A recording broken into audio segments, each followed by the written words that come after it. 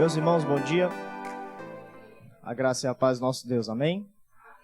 Graças a Deus por esta manhã que Deus está nos concedendo, essa oportunidade, esse privilégio de nós estarmos aqui reunidos, juntos, com uma só fé, habitados pelo Espírito Santo, clamando Abba Pai. É o privilégio do crente sermos adotados em sua família, termos essa herança. E entre essa herança está a nossa bendita esperança, como foi cantado nesta manhã. Então, graças a Deus, que os nossos corações sejam renovados por isso, renovados por essa verdade, nesta conferência, ser uma conferência não somente de nós conhecermos, de nós estarmos aprendendo, mas principalmente de estarmos vivendo a praticidade da vida cristã, essa experiência que de fato deve nos consolar, deve nos exortar, deve nos edificar. Então, graças a Deus por isso. Que Deus abençoe os irmãos, esta amada igreja, pastor Gileard, presidente dessa igreja. Como ele falou, quando estava finalizando, saindo, ele estava ainda lá na labuta do seminário, mas graças a Deus tem perseverado e Deus tem dado vitória, tanto a ele como também à igreja. Graças a Deus por isso. Então, continue orando por todos nós. Amém? Meus irmãos, vamos abrir as Escrituras.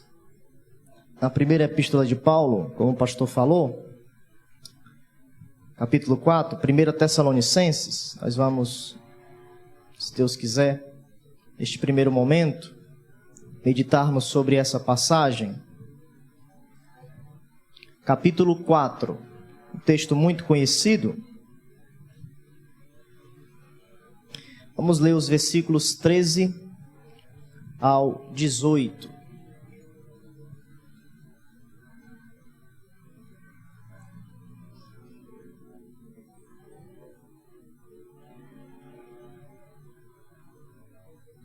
Primeira Tessalonicenses, capítulo 4, os versículos 13 ao 18.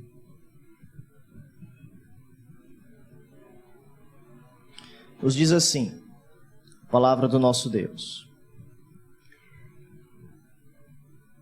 Não queremos, porém, irmãos, que sejais ignorantes com respeito aos que dormem, para não vos entristecerdes com os demais, que não têm esperança. Pois se cremos que Jesus morreu e ressuscitou, assim também Deus, mediante Jesus, trará em sua companhia os que dormem. Ora, ainda vos declaramos por palavra do Senhor isto: nós, os vivos, os que ficarmos até a vinda do Senhor, de modo algum precederemos os que dormem. Porquanto o Senhor mesmo, dada a sua palavra de ordem, ouvida a voz do arcanjo e ressoada a trombeta de Deus, descerá dos céus, e os mortos em Cristo ressuscitarão primeiro. Depois nós, os vivos, os que ficarmos, seremos arrebatados juntamente com eles, entre nuvens para o encontro do Senhor nos ares, e assim estaremos para sempre com o Senhor. Versículo 18. Consolai-vos, pois, uns aos outros com estas palavras. Santíssimo Deus, mais uma vez nós te agradecemos por este momento, por estarmos reunidos mediante a tua provisão, o teu direcionamento divino, onde o Senhor faz todas as coisas conforme o conselho da tua santa vontade. E nós te pedimos mais uma vez nesta manhã que o Senhor seja conosco, que o Senhor abra o nosso entendimento, que o teu Santo Espírito opere de maneira eficaz em nosso coração, quebrando o nosso coração de pedra e colocando um coração de carne, para que possamos ver a bendita esperança, para que possamos ver, ó Deus, aquilo que de fato é necessário para nós, para a nossa vida espiritual. Ajuda-nos diante desse texto, que o Teu Santo Espírito faça a sua obra, pois Ele tem total liberdade de agir. Ó Deus, não deixa que nada possa nos impedir neste momento, que possamos ouvir a Tua voz de maneira santa, solene, aprendendo mais de Ti, que possamos, ó Deus, neste momento a nossa mente está cativa à palavra de Cristo. Não nos deixa órfãos neste momento, ó Deus. Nós Te suplicamos e Te pedimos que o Senhor seja conosco, nos abençoe poderosamente nas ricas bênçãos espirituais que nós temos em Cristo Jesus. Te pedimos, ó Deus, isso. Te pedimos isso. Ser favorável a nós nesta manhã, mais uma vez para ouvirmos a Tua voz e sermos abençoados, sermos consolados por Ti. É isso que nós Te pedimos e Te agradecemos no nome de Jesus. Amém. Meus irmãos, nestes versículos que nós lemos, os versículos 13 ao 18, nós estamos diante da terceira questão ou da terceira pergunta dos Tessalonicenses, diante da ida de Timóteo, para saber como esta igreja estava quando o apóstolo Paulo ele tem uma partida, uma saída breve desta igreja, e ele tem a preocupação de saber como esses irmãos estão andando na fé. Então, quando Timóteo ele vai para esta igreja, para este local, saber como esses irmãos estavam, e quando Timóteo retorna para falar com o apóstolo Paulo, como nós vemos no capítulo 3, versículo 6, quando nos diz: agora, porém, com o regresso de Timóteo, vindo do vosso meio, trazendo-nos boas notícias da vossa fé e do vosso amor, e ainda de que sempre guardais grata lembrança de nós, desejando muito ver-nos, como aliás também nós a vós outros. Então, o apóstolo Paulo ele passa a descrever essa visita de Timóteo, o seu regresso, e também falando sobre algumas questões ou alguns reparos que estes irmãos estavam precisando. Versículo 10, orando noite e dia, com máximo empenho para vos ver pessoalmente e reparar as deficiências da vossa fé. Essa palavra aqui, reparar, tem o sentido de restaurar.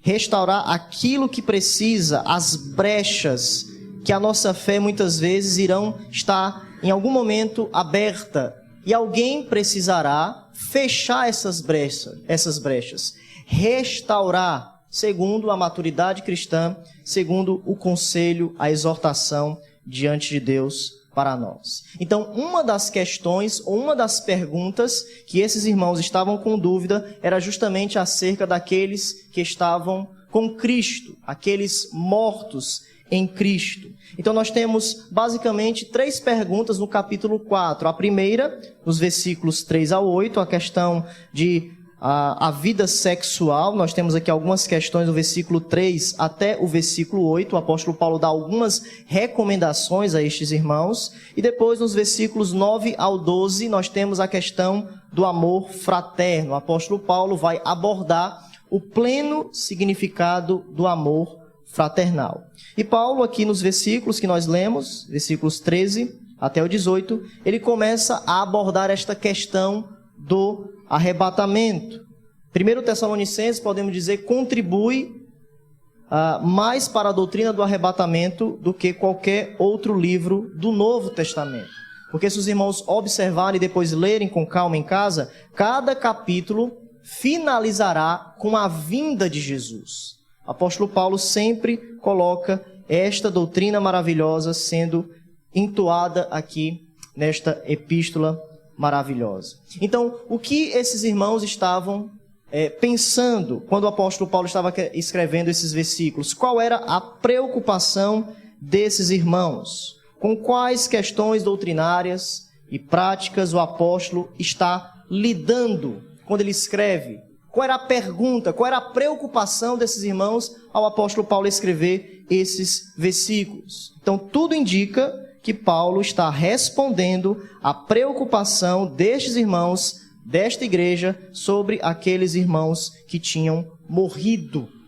Parece que eles estavam preocupados com a possibilidade de que a morte implicasse a perda, o privilégio desta grande alegria, ou deste grande conforto, de que esses irmãos não pudessem participar do momento da vinda, ou da bendita esperança. Porque tudo indica que há um princípio de iminência. Já que Cristo pode voltar a qualquer momento, nós que estamos vivos iremos se encontrar com Jesus. Mas como ficará aqueles que partiram? Aqueles que não estão presentes diante de nós? Será se também eles irão participar desta bendita esperança? Ou eles serão ressuscitados posteriormente? Como ficará a relação daqueles que morreram?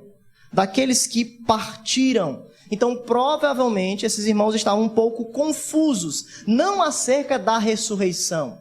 Eles já sabiam que todos nós iríamos ser ressuscitados. Uma das doutrinas cruciais, principalmente onde o apóstolo Paulo sempre pregava, era a doutrina da ressurreição. 1 Coríntios capítulo 15, a importância da ressurreição. Mas esses irmãos provavelmente estavam confusos acerca desse destino.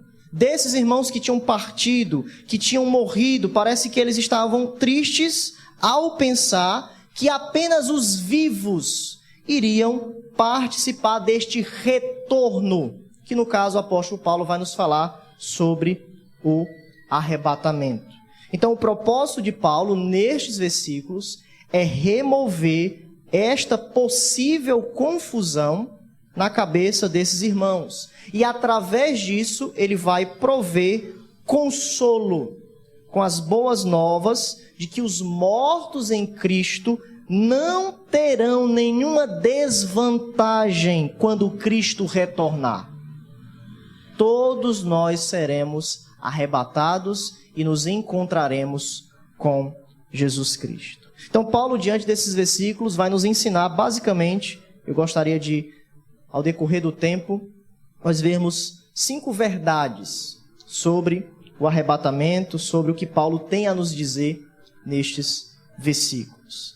O versículo 13 começa com essa introdução do arrebatamento. Paulo ele começa a introduzir, a indagar essa importância logo no versículo 13, logo na expressão inicial, quando ele nos diz: não queremos, porém, irmãos, que sejais ignorantes. Então, o apóstolo Paulo mostra que uma das principais perguntas que Timóteo trouxe consigo em seu relatório missionário foi esta dúvida, como eu falei agora há pouco. E Paulo começa o versículo 13 mostrando que o seu propósito é tirar qualquer mal-entendido sobre essa temática. Ele diz: não quero, meus irmãos, que sejais ignorantes. E nesta possível ignorância, onde Paulo vai tirar esta confusão, ele adiciona esta expressão irmãos. Essa expressão irmãos é muito importante quando ele relaciona: não quero que vocês sejam ignorantes. Por quê? Porque mostra a afeição de Paulo em demonstrar que somos uma família. Eu e você estamos unidos pelo sangue de Jesus e somos irmãos, irmãs uns dos outros, unidos por este evangelho. E Paulo, ele quer nos dizer que todos nós devemos estar no mesmo entendimento. Não deve haver divisão de entendimento entre nós, nas coisas principais, principalmente nesta bendita esperança. Então ele fala: meus queridos irmãos, todos nós estamos juntos na mesma fé, eu e vocês, e eu não quero que vocês estejam confusos com esta maravilhosa doutrina. Eu quero que vocês sejam edificados diante do relatório de Timóteo. E eu irei discorrer para vocês aquilo que é necessário sobre aqueles que partiram e vocês que estão vivos se Jesus Cristo voltar a qualquer momento. Então, logo no início, no versículo 13, nesta expressão, não queremos, porém, irmãos, afeição uns pelos outros, que sejais ignorantes. Nós aprendemos que a doutrina das últimas coisas, ela não é sem importância. Ela é bastante prática. Ela é bastante importante. Apesar das discussões teóricas que nós temos esses últimos dias, onde as discussões teóricas se tornam essenciais, nós nem sequer lembramos daquilo que é essencial na volta de Jesus, no seu momento físico, pessoal, no seu momento futuro que ele irá retornar, onde algumas seitas já dizem que Jesus já retornou. Então, muitas vezes nós discutimos aquilo que é secundário e se esquecemos daquilo que é essencial. E o apóstolo Paulo, ele vai justamente nos mostrar que estas doutrinas, a escatologia, a doutrina das últimas coisas, ela é importante. Ela faz parte do nosso aspecto salvífico, do nosso aspecto soteriológico, da nossa bendita esperança ou bendita salvação. Para muitos ela é sem importância. Muitos vivem a vida cristã como se Jesus não fosse voltar. Como se Jesus estivesse somente aqui e não fosse retornar para nos tirar deste mundo mau, deste mundo presente, deste mundo que está de mal a pior, em decadência de uma esperança falida. Mas o apóstolo Paulo nos diz: meus irmãos, eu quero iniciar e eu quero tirar toda possível ignorância entre vós e mostrar que esta doutrina é bastante prática. Ela é prática para nós. Ela deve ser prática para cada um de nós quando nós estamos lendo as Escrituras e estamos relacionados a esta maravilhosa doutrina. E diante disso, Paulo observa que a questão é com respeito aos que dormem. Veja, não queremos, porém, irmãos, que sejais ignorantes com respeito aos que dormem. Essa expressão, aos que dormem, é um eufemismo, como nós conhecemos. Um abrandamento da linguagem comum naquela época. E sempre essa expressão, aos que dormem, se referem aos cristãos. Sempre nós vemos nas Escrituras. Justamente por causa desse eufemismo. Porque o crente, quando morre, ele ganha. Porque a morte não é o final de todas as coisas. A morte é um encontro para estarmos com Cristo. Por isso Paulo nos diz, nós estamos dormindo. Porque os ímpios, quando morrem, eles vão para o inferno. E quando eles forem ressuscitados, eles irão receber o julgamento, segundo as suas obras. Mas os crentes, eles têm um resultado completamente diferente dos ímpios. Então essa expressão, aos que dormem, tem essa conotação. É um eufemismo para mostrar justamente o nosso destino.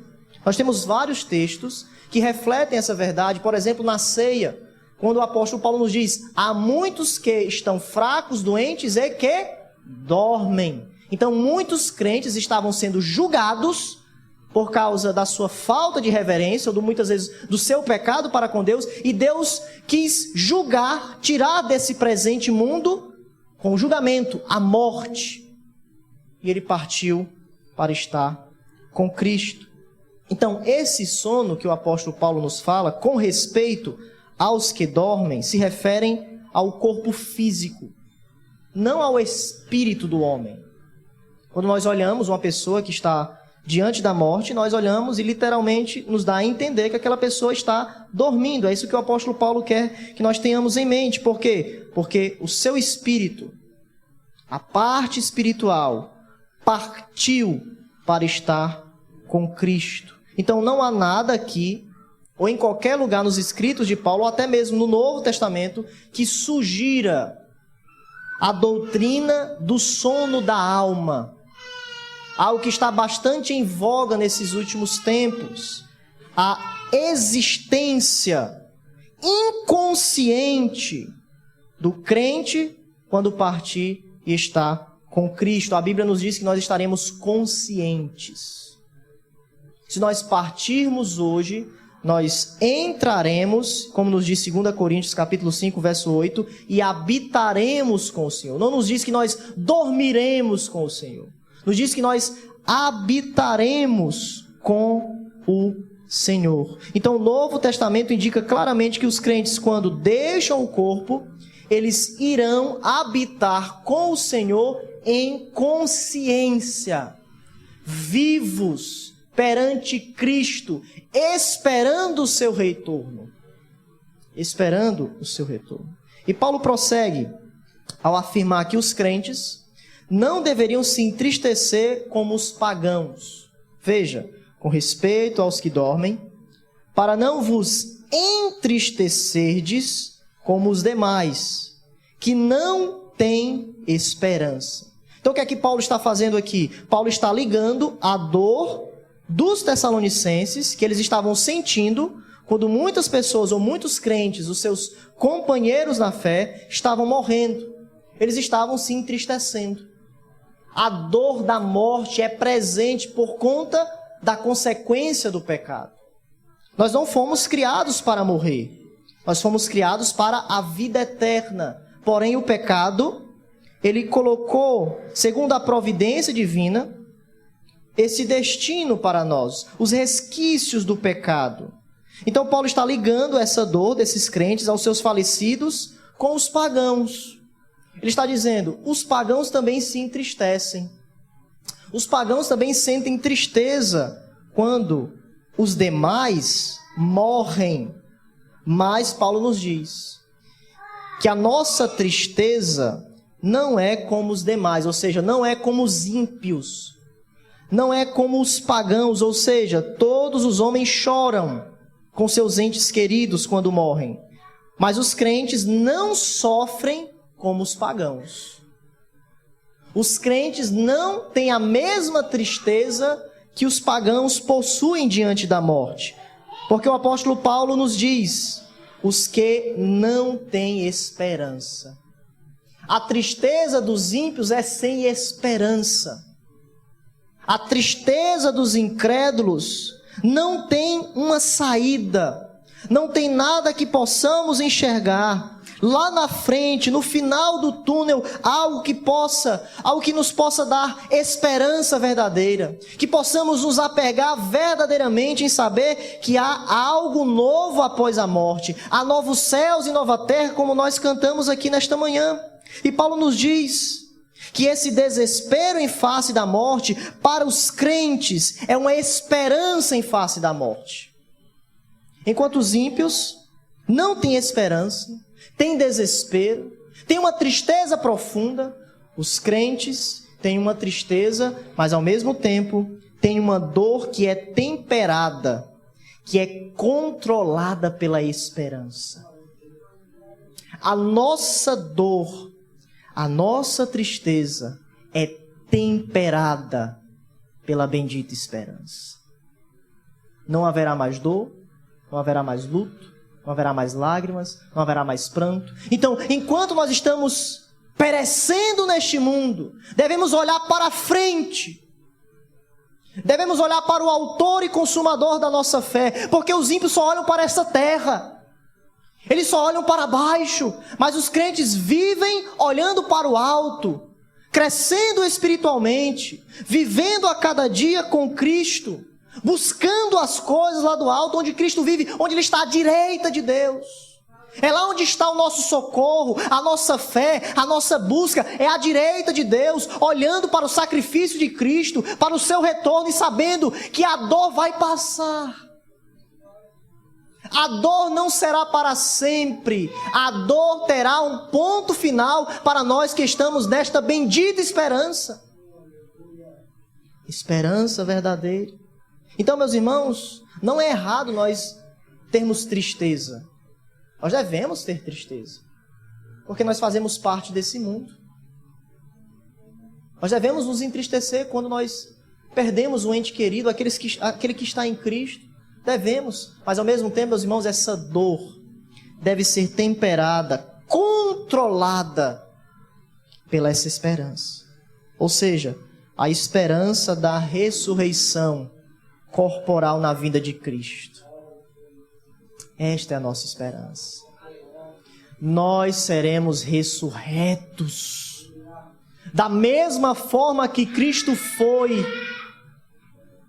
nós seremos ressuscitados para a glória de Cristo. Esta é a nossa esperança. Então veja, meus irmãos, veja a praticidade dessa doutrina. Eu quero que vocês tirem toda a confusão de vocês com respeito aos que dormem. Não fiquem tristes como os pagãos, como os demais que não têm esperança. Eles serão ressuscitados da mesma forma que vocês. Ele vai falar isso mais à frente. E ele nos diz: pois se cremos que Jesus morreu e ressuscitou, assim também Deus, mediante Jesus, trará em sua companhia aos que dormem. Veja a garantia do nosso arrebatamento. Paulo começa introduzindo, e agora ele passa, em segundo lugar, no versículo 14, a nos falar sobre a garantia. Porque, de fato, esta vinda será concretizada. Porque o arrebatamento irá acontecer. Porque nós temos uma garantia. A garantia é o arrebatamento através dessa ressurreição gloriosa. Se Jesus ressuscitou, se Jesus venceu a morte, eu e você venceremos a morte. Esta é a garantia. Esta é a garantia. Essa condicional se é uma condicional que não implica em dúvida. Porque muitas vezes nós lemos essas condicionais do Novo Testamento e dá a entender, se cremos, como se desse a entender, né? Já que, será se eu creio ou não? Será se de fato Jesus vai ressuscitar? Mas essa condicional aqui na língua grega, meus irmãos, implica certeza. Certeza. Poderíamos traduzir da seguinte maneira: uma vez que cremos que Jesus ressuscitou. É isso que ele está dizendo. Nós que estamos com Cristo verdadeiramente, os mortos que estão com Cristo, que creram em Cristo, eles terão a certeza da sua ressurreição, porque eles creram em Jesus. Eles creram em Jesus. A fé em Cristo Jesus é o resultado da nossa ressurreição futura. Estarmos com Cristo. Então Paulo está aludindo aqui a passagem de 1 Tessalonicenses 1:10. Veja, quando os crentes têm essa esperança de aguardar, e para aguardardes dos céus o seu Filho. Veja, aguardardes aqui tem essa conotação de esperança. Eles estão esperando, essa bendita esperança. O Filho irá retornar. E por que o Filho irá retornar? Porque ele ressuscitou dentre os mortos, e ele nos livrará da ira vindoura. Da ira vindoura. Então a ressurreição era uma doutrina crucial, estabelecida desde os primórdios da igreja primitiva, como eu falei logo no início. 1 Coríntios capítulo 15, versículos 3 ao 5, nos fala sobre a importância da ressurreição. Se crermos em Jesus, e se não crermos na sua ressurreição, a nossa fé é em vão.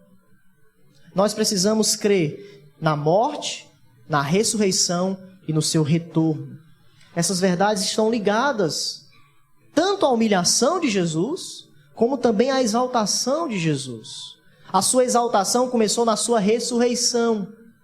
Ele foi assunto aos céus, mas esta exaltação se findará com o seu retorno, com o julgamento de todas as pessoas no grande trono branco. É o final ou a finalização do ministério de exaltação de Jesus. O ministério de Jesus não acabou. O ministério de Jesus ainda continua neste presente momento.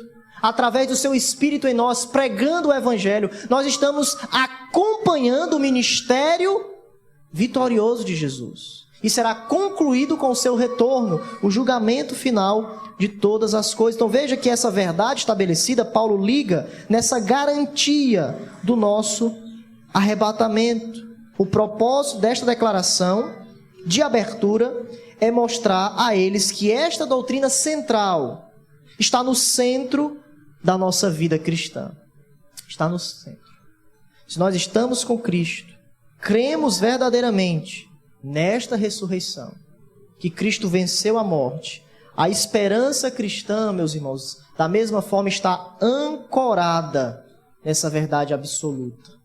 A verdade concreta da ressurreição de Jesus. É a nossa garantia do arrebatamento, da nossa vitória sobre a morte, a nossa ressurreição está ancorada na ressurreição de Jesus. O apóstolo Paulo nos diz: assim também Deus, mediante Jesus, trará em sua companhia os que dormem. Paulo está dizendo, uma vez que Jesus ressuscitou, é certo também que os crentes mortos irão ressuscitar. Então essa é a nossa garantia. A ressurreição de Jesus é a nossa vitória. Nós temos uma vitória nesta manhã. A vitória de sabermos que Cristo venceu e nós também venceremos. Nós também venceremos. A terceira verdade é a fonte do arrebatamento. Versículo 15. Para garantir mais ainda a veracidade, Paulo afirma: ora, ainda vos declaramos por palavra do Senhor. Essa expressão, palavra do Senhor, reforça ainda mais esse ensinamento que nós vimos agora há pouco sobre a ressurreição. Esse arrebatamento que acontecerá, nós iremos ressuscitar para o encontro com Cristo. Então, Paulo está dizendo que esta palavra que ele recebeu por revelação implica também a autoridade de Deus. O apóstolo Paulo está dizendo isso. E a mensagem que Paulo, por palavra do Senhor, vai dizer é esta: nós, os vivos, os que ficarmos até a vinda do Senhor, de modo algum precederemos os que dormem. Veja que a ênfase principal é que aqueles que ainda estiverem vivos não precederão. Há uma ordem aqui neste arrebatamento. Aqueles que já faleceram, aqueles que estão com Cristo, eles irão ser ressuscitados ou arrebatados em primeiro lugar. Os mortos irão ressuscitar ou serão arrebatados em primeiro lugar, e nós, os vivos, os que estivermos neste retorno, nós iremos acompanhá-los para o encontro do Senhor Jesus nos ares. Então ele já tinha deixado claro essa verdade no versículo 14, e ele mostra mais uma vez essa fonte. Jesus traria consigo os que tinham morrido. Em outras palavras, eles já estavam no céu. Todos aqueles que morrem com Cristo irão para a presença de Jesus. Irão para a presença de Jesus. E esses que estão com Cristo no arrebatamento irão retornar. O seu espírito retornará ao seu corpo. Serão ressuscitados em corpos incorruptíveis e irão para o encontro do Senhor Jesus nos ares. E nós acompanharemos, se no caso nós estivermos vivos, no momento do arrebatamento, ou dessa bendita esperança, ou da vinda de Jesus. Em quarto lugar, a natureza do evento do arrebatamento. Interessante que tudo isso que nós falamos agora há pouco, Paulo poderia ter finalizado, e nós já teríamos um grande gozo diante dessas verdades que o apóstolo Paulo nos falou. Mas ele acrescenta ainda mais a natureza desse evento. Por palavra do Senhor, Paulo aqui tem essa revelação e ele começa a detalhar de maneira vívida a natureza desse arrebatamento, essa descrição da volta do Senhor para os Tessalonicenses, para eles perceberem melhor ainda a grandiosidade dessa esperança no retorno de Jesus. Então nós temos algumas características aqui. Em primeiro lugar, veja que será uma manifestação pessoal. O próprio Jesus retornará para buscar os crentes. Porquanto o Senhor mesmo, veja, Paulo inicia esta vinda não mencionando as hostes angelicais, mas o foco recai sobre Jesus. O foco recai sobre o nosso Senhor. O Senhor mesmo. Esse pequeno detalhe aponta para a nossa grande promessa em João capítulo 14. Voltarei e vos receberei para mim mesmo. Porque o Senhor é nosso. Nós temos um relacionamento com Cristo. E este Senhor, que é pessoal, que irá retornar, nós estaremos com Ele. Para mim mesmo, eu voltarei e eu vos receberei. O Senhor mesmo, uma vinda ou uma manifestação pessoal. Todos aqueles que estão com Cristo irão para Ele, irão se encontrar com Ele, irão receber corpos glorificados com Ele, irão receber a bênção celestial de estar com Ele, porque o céu, ou o nosso lugar, não é belo simplesmente porque nós temos um novo céu e uma nova terra, mas porque o nosso Deus habita lá. É isso que deve nos trazer o maior consolo de todas as coisas, encontrarmos aquele que nos salvou, aquele que venceu todas as coisas, aquele que trará consigo o nosso galardão. O Senhor mesmo irá lhe receber, irá lhe chamar, irá lhe encontrar naquele grande dia. O Senhor mesmo, de maneira pessoal, voltarei e recebereis. Então chegará um dia que Jesus voltará. Mas a pergunta é, será se estamos nele para o recebermos? Porque se nós estivermos nele, nós voltaremos e o receberemos. Em primeiro lugar, nós vimos, será uma manifestação pessoal. Em segundo lugar, será um evento com dimensões aqui que se cruzarão. Veja, descerá dos céus. A ênfase aqui não é apenas na direção para a qual o Senhor virá, mas também o reino de onde ele partirá. Jesus descerá da sua habitação, do seu reino celestial, ou seja, na presença de Deus, à sua direita. Jesus descerá da onde ele está neste exato momento e nos ares para o mundo físico nos arrebatará. Atos capítulo 1 nos diz, quando os discípulos estão perturbados, os anjos falam, por que vocês estão preocupados? Esse mesmo Jesus que vocês estão vindo subir, descerá da mesma forma para vos buscar. Então nos ares, as dimensões aqui celestes e físicas se cruzarão nesse retorno grandioso, descerá dos céus. Em terceiro lugar, será um evento acompanhado de sons celestiais. Veja, dada a sua palavra de ordem, ouvida a voz do arcanjo e ressoada a trombeta de Deus. Nós temos aqui, tudo indica, 3 sons sucessivos, certo? O primeiro é a palavra de ordem, tem uma natureza militar, uma voz de comando, um grito de comando, um grito de guerra, que sugere urgência, autoridade, palavra de ordem. Nós temos a voz do arcanjo, não sabemos se de fato é o arcanjo Miguel, há uma discussão aqui, mas o único arcanjo que é mencionado nas Escrituras é Miguel.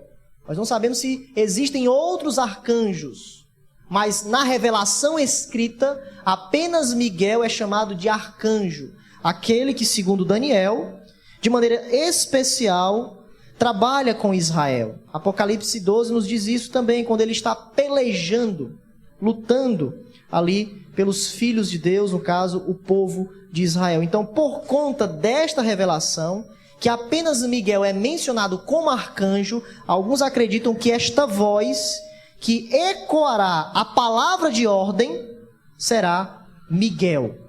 Será Miguel. De qualquer modo, as hostes angelicais participarão desta vitória ou deste brado de Jesus. Quando a palavra de ordem acontecer, se caso não for o arcanjo Miguel, nós teremos as hostes angelicais participando deste brado de vitória, deste comando de vitória. Vocês receberão corpos ressurretos. Os mortos irão ressuscitar e vocês, os vivos, serão transformados. E o último som é a trombeta de Deus. A trombeta é uma figura no Antigo Testamento que nós sempre enxergamos em contextos de teofania. Teofania é uma manifestação de Deus, de várias formas, e também de juízo escatológico. Então a trombeta sempre no Antigo Testamento vinha em contextos de teofania, como também em contextos de juízo escatológico. E tudo indica que essa trombeta é quase certamente a mesma que nós vemos em 1 Coríntios. Veja, 1 Coríntios capítulo 15. Nós temos um texto também que trabalha sobre essa vitória do crente por meio de Cristo. capítulo 15, verso 51 e verso 52.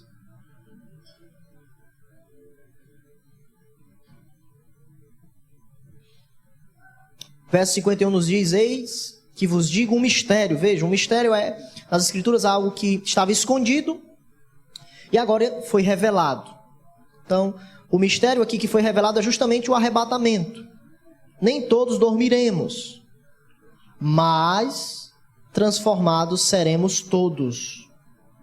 Num momento, num abrir e fechar de olhos, ao ressoar da última trombeta. Então, esta trombeta de 1 Coríntios e a trombeta de Deus, em 1 Tessalonicenses, tudo indica que é esta trombeta relacionada ao arrebatamento da igreja. E, basicamente, essa trombeta tem um propósito duplo. Reunir o povo de Deus e anunciar a libertação. Então, nós seremos reunidos diante desta trombeta, e também nós iremos ser libertos, porque nós estaremos com Cristo. Então, como eu falei, parece que é melhor nós entendermos essa palavra de ordem, a voz do arcanjo e a trombeta de Deus como detalhes ocorrendo de forma simultânea, ou seja, a palavra de ordem, a voz do arcanjo e a trombeta e o aparecimento do Senhor. Todas essas coisas acontecendo ao mesmo tempo, neste evento, neste arrebatamento. Então, o ponto interessante aqui, eu gostaria de deixar para os irmãos, e depois nas perguntas e respostas nós podermos discutirmos mais, é percebermos que o arrebatamento não será silencioso. Não será silencioso. Particularmente, eu não gosto muito do termo arrebatamento secreto. Eu não gosto deste termo. Eu acredito que será um evento que todas as pessoas, de alguma forma, irão perceber. Até os ímpios. Mas eles não irão saber o que é de fato. Porque nós temos aqui uma voz, um arcanjo, uma palavra de ordem, uma trombeta. Então, de fato, será uma manifestação visível. Porque todos os arrebatamentos que nós vemos nas Escrituras, as pessoas enxergaram alguma coisa. Elias, por exemplo, viu que foi numa carruagem, então alguém viu uma manifestação. Então eu acredito que os ímpios não irão saber naquele momento o que de fato aconteceu. Mas será uma manifestação de alguma forma visível. As pessoas irão perceber que alguma coisa estranha aconteceu. Então, particularmente, parto desse princípio deste arrebatamento. Vai ser um acontecimento, meus irmãos, que vai envolver toda a terra. Toda a terra. O mundo vai perceber que algo sobrenatural está ocorrendo, mas com toda a probabilidade, as pessoas não captarão o que esses sons significam. Nem entenderão a magnitude daquele evento. Lembra do apóstolo Paulo? Quando Jesus se apresenta a ele: Saulo, Saulo, por que me persegue? As pessoas que estavam diante dele ficaram: o que foi que aconteceu? Somente Paulo ouviu a voz e entendeu aquela voz. Mas as pessoas que estavam ao redor só viram ele cego. Uma manifestação aconteceu. Mas aquelas pessoas que estavam ao redor de Paulo não sabiam o que tinha de fato acontecido. Sabiam que aconteceu alguma coisa, mas não sabiam o que tinha acontecido. Eles não entenderam a magnitude daquele evento. Então, da mesma forma, em paralelo, eu acredito que o arrebatamento será desta maneira, desta forma, certo? E em quarto lugar, será um evento ordenado. Paulo nos diz, volte para o texto: e os mortos em Cristo ressuscitarão primeiro, depois nós, os vivos, os que ficarmos, seremos arrebatados juntamente com ele entre nuvens. Então, ponto importante é que a palavra primeiro não diz respeito à primeira ressurreição da história. Não é isso que essa palavra primeiro quer dizer. Mas ela tem essa função de nos mostrar que os crentes mortos em Cristo, nesta ordem, em primeiro lugar serão levados pelo Senhor. E nós, os que estivermos vivos, seremos arrebatados. arrebatados. Então, o termo arrebatamento significa, como os irmãos conhecem, apanhar, capturar de repente, de modo a remover qualquer obstáculo. Então, nenhum obstáculo daqueles que estão com Cristo irão ser pegues de surpresa nesse sentido. Nós iremos para o encontro de Jesus. Será um ato irresistível. Irresistível. Nós seremos arrebatados neste evento rápido. Basicamente, meus irmãos, arrebatamento significa isso. Seremos tomados para estar com Cristo. Seremos tomados, levados. Mas levados para onde, pastor? Para estar com Cristo nos ares. Para estar com Cristo. Essa é a nossa experiência. Os crentes vivos, durante esse evento, e os mortos em Cristo irão para o encontro de Jesus. E um ponto importante aqui também é que essa experiência para os crentes vivos, neste momento, não será a ressurreição, será uma transformação. O texto nos diz: nós, os vivos, os que estivermos presentes, seremos transformados. Mas os mortos em Cristo, como nos diz 1 Coríntios que nós lemos, de forma instantânea, eles serão ressuscitados. Ressuscitados, certo? Então, existe essa diferença. Dos mortos em Cristo, eles serão ressuscitados, e os vivos serão transformados. Ou seja, de uma forma instantânea, os vivos, os que estiverem naquele momento, irão receber um corpo celestial. Irão receber um corpo celestial. E por fim, nós temos aqui entre nuvens para o encontro do Senhor nos ares, e assim estaremos para sempre com o Senhor. Então veja que nós teremos um encontro verdadeiro, nosso encontro será grandioso, mas será duradouro. O apóstolo Paulo nos diz: vocês estarão, nós estaremos para sempre com o Senhor. Sabe aqueles momentos quando nós estamos no culto, apesar de o culto ser sempre constante, que a adoração não é somente aqui, a adoração é em qualquer lugar. Mas tem momentos no culto, ou tem momentos em nossa vida cristã, que parece que Deus nos abençoa de maneira especial. E muitas vezes em lutas e provas parece que a gente está distante da presença de Deus. Já passou por essa experiência? Que parece que Deus está distante, que parece que Deus não está nos escutando. Então, parece que essa expressão, estaremos para sempre, é essa presença constante de Jesus. Será algo duradouro, duradouro. Não se acabará jamais. Jamais. Estaremos com este Jesus, nosso Salvador, para sempre. Nós iremos para o nosso lar. Nós estaremos em nosso lar. Cristo estará conosco e nos levará para casa. E nos levará. E por fim, meus irmãos, para a gente finalizar este primeiro momento, 10:26, o propósito de tudo isso. Qual é o propósito? Qual é o propósito do arrebatamento nesse contexto que o apóstolo Paulo estava nos dizendo? Veja, no versículo 18. Consolai-vos, pois, uns aos outros com estas palavras. Então veja que até aqui Paulo já forneceu a culminação perfeita de todas as verdades incríveis que vimos. Nós vimos muitos detalhes incríveis sobre o arrebatamento. Mas ele afirmou que não há necessidade de desanimar, de lamentar, por uma visão equivocada do lugar dos falecidos. Mas há todas as razões para nós nos enchermos de alegria com o nosso destino final. Com o nosso destino final. Então, por isso que ele conclui com este propósito, esta sessão.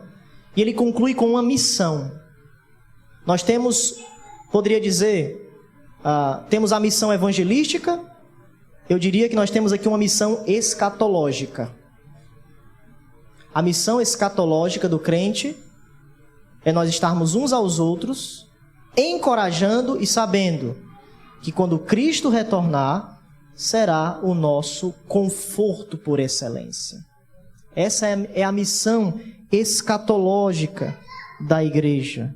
Diante do esclarecimento desse mal-entendido, de que ele está compartilhando para esses irmãos nós devemos estar em constante alegria.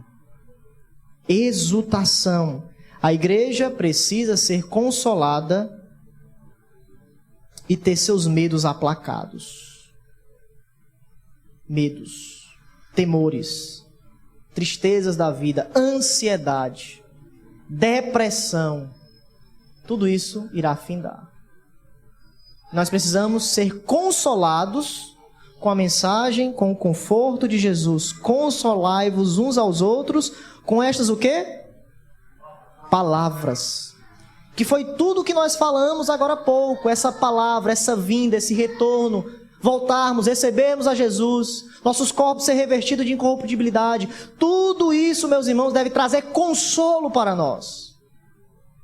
Consolo para nós.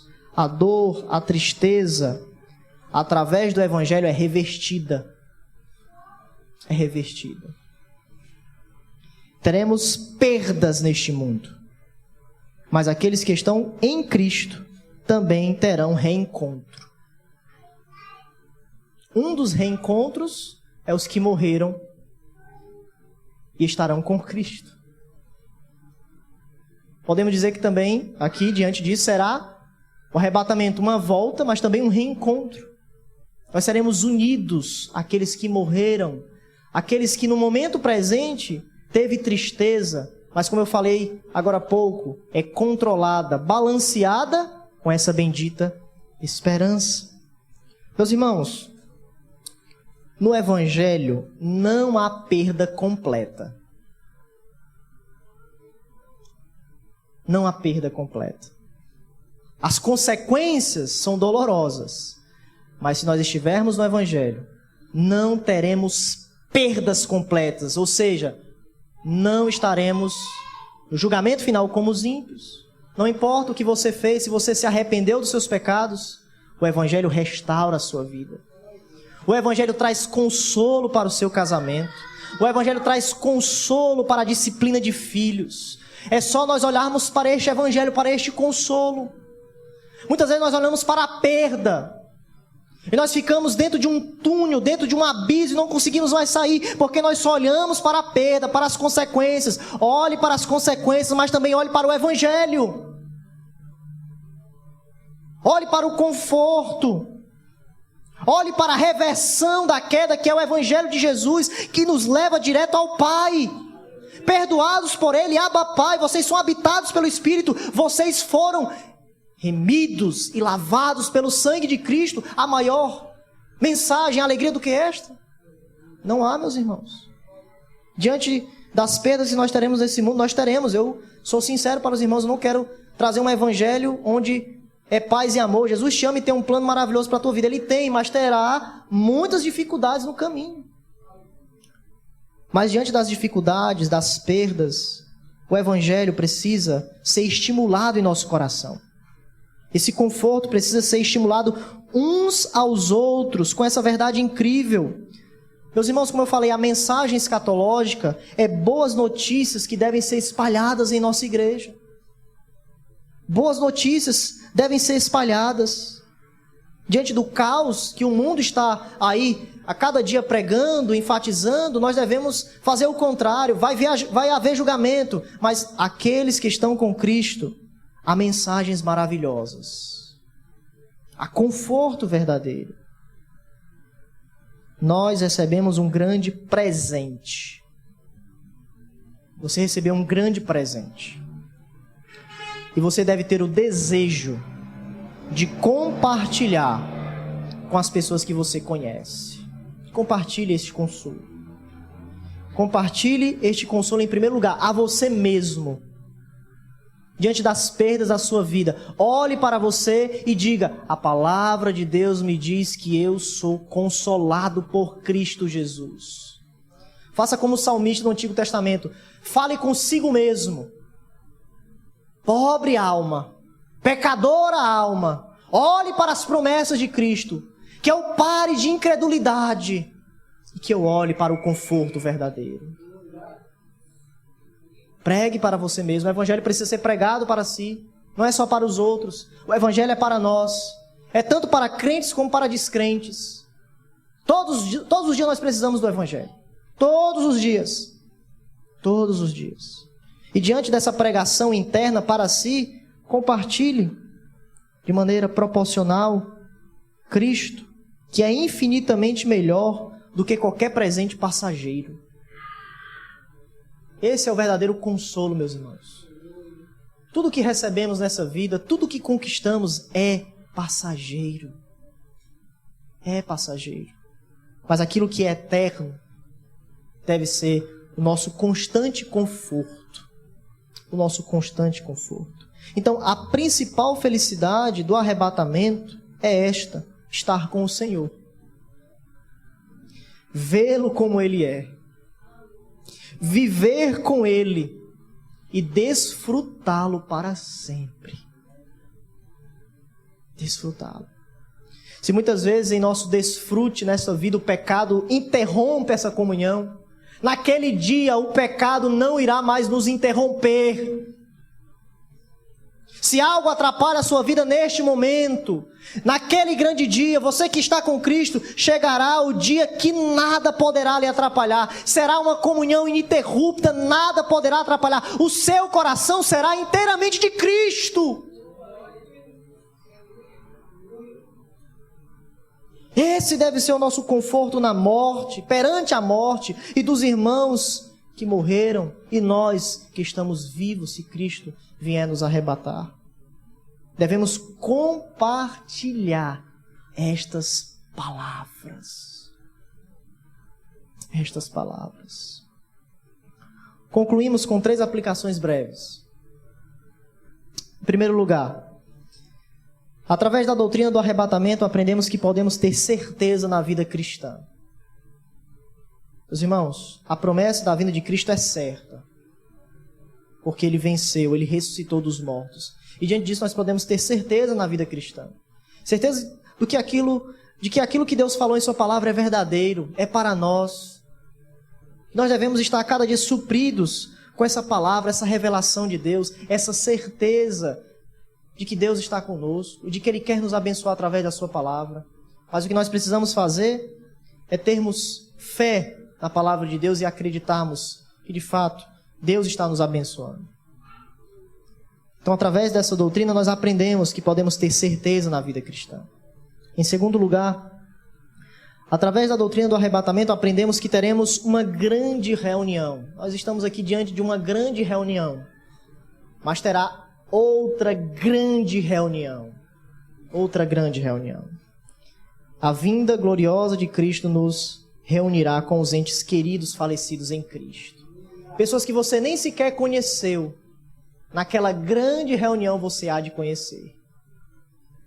Uma grande reunião de todos os lugares da terra, de todos aqueles que morreram com Cristo e os vivos que ficarem naquele momento. Irá haver uma grande reunião. Corpos ressurretos. E Deus nos levará para o encontro com Cristo. A reunião grandiosa dessa redenção será, de fato, concretizada.